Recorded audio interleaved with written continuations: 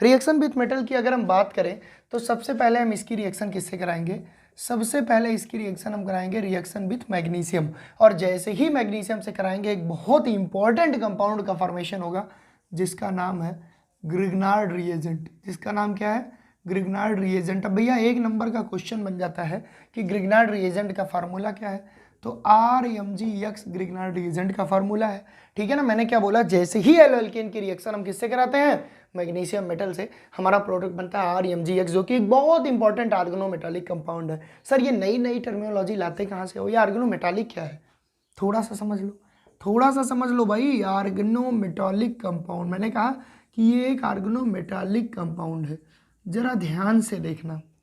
Are है मतलब CH3, magnesium है मतलब मेटल, और हेलोजन, ये मेटल और कार्बन के बीच में बॉन्डिंग हो रही है। आर्गनो मतलब कार्बन, मेटालिक मतलब मेटल, जहां पे कार्बन और मेटल डायरेक्टेड बॉन्डेड हो, ऐसे प्रोडक्ट को, ऐसे कंपाउंड को आर्गेनोमेटालिक रिएक्शन कहते हैं, सॉरी आर्गेनोमेटालिक कंपाउंड कहते हैं। आगे चल के प्यारे बच्चों जब आप हायर क्लास में पढ़ोगे तो आर्गेनोमेटालिक एक पूरी की पूरी केमिस्ट्री है, ठीक है ना। जब आप BSc में जाओगे तो एक चैप्टर मिलेगा, आफ्टर दिस ये एक पूरी की पूरी केमिस्ट्री मिलेगी।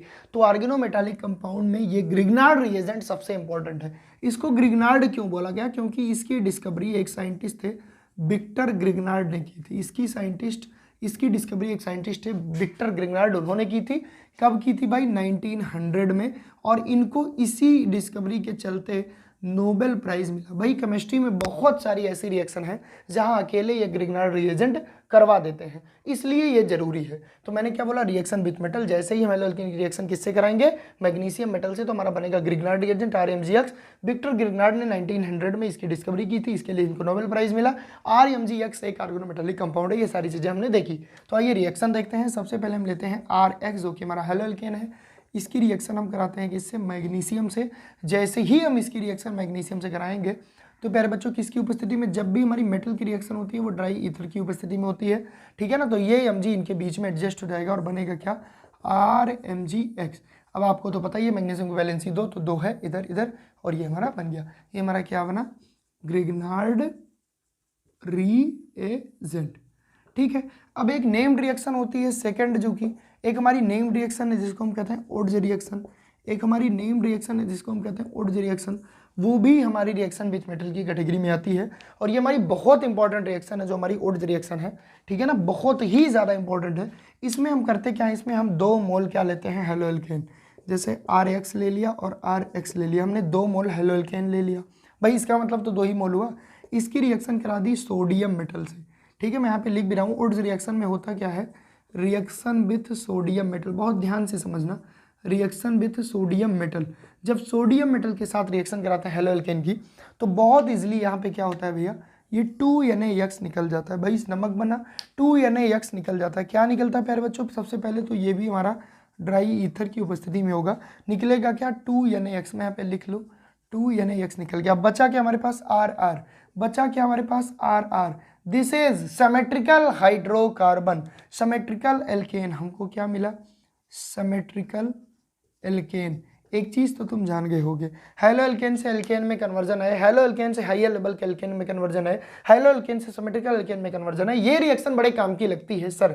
ये ड्राई ईथर की उपस्थिति में हुई, 2NaX निकल गया, RR बचा। ये हमारी ओड्स रिएक्शन थी, नेव रिएक्शन थी, फेमस रिएक्शन थी, हर बार पूछी गई है, इसलिए इसको जरूर याद करना। जब हम हेलो एल्केन की रिएक्शन मेटल से कराते हैं, सोडियम मेटल से कराते हैं, in the presence of dry ether, then we found symmetrical alkane and this reaction is known as Wurtz reaction. उम्मीद करता हूं समझे होगे, बहुत आसान रिएक्शन थी, 2 मोल लेना जिससे आपको चीजें आसान हो। अब हम बात करते हैं रिएक्शन विद अदर मेटल। इसको बात करने के पहले सबसे पहले बोर्ड को करेंगे रफ, अब कुछ भी नहीं बचा है टफ।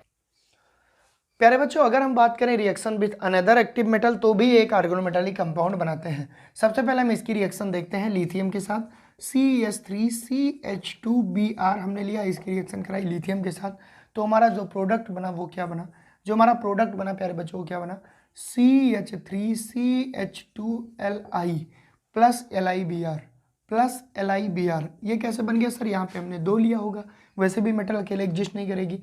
ये कैसे एक आर्गेनोमेटालिक कंपाउंड है, मैं तुमको ये समझा दूं, ये कैसे एक आर्गेनोमेटालिक कंपाउंड है, आपको ये समझना जरूरी है।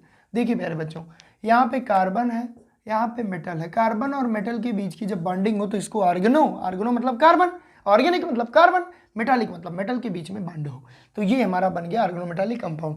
इसी तरह अगर हम कराना चाहें रिएक्शन CH3CH2Br की, जो कि एक हेलो एल्केन है, इसकी रिएक्शन कराएं जिंक के साथ 2Zn। तो सबसे पहले हम यहाँ पे 2 लगा लें जिससे रिएक्शन आसानी से हो जाएगी। 2Zn, सॉरी यहाँ पे जिंक है, ठीक है ना। तो अब देखो भैया, मैंने क्या बोला कि अगर हम कराना चाहें हेलो एल्केन की रिएक्शन जिंक मेटल के साथ तो बनेगा क्या। सबसे पहले ये बनेगा हमारा 2CH3CH2 और यहाँ पे हमारा जिंक और यहाँ पे हमारा Br। ये हमारा प्रोडक्ट बन गया बहुत इजीली। लेकिन अगर हम फर्दर इसको हम हीट दें तो ये बनेगा क्या, ये बनेगा CH3CH2 का होल ट्वाइस ZnBr, ठीक है ना। प्लस एक तो हमारा ये बना, क्या बना प्यारे बच्चों, यहाँ पे हमने क्या लिखा CH3CH2 का होल ट्वाइस ZnBr, और उसके साथ साथ हमारा क्या बना, ज़रा ध्यान देना, एक मिनट, ZnBr नहीं, यहाँ पे Zn और ZnBr2। थोड़ा रिएक्शन को बैलेंस करना पड़ेगा, यहाँ पे हम क्या लगाएंगे प्लस।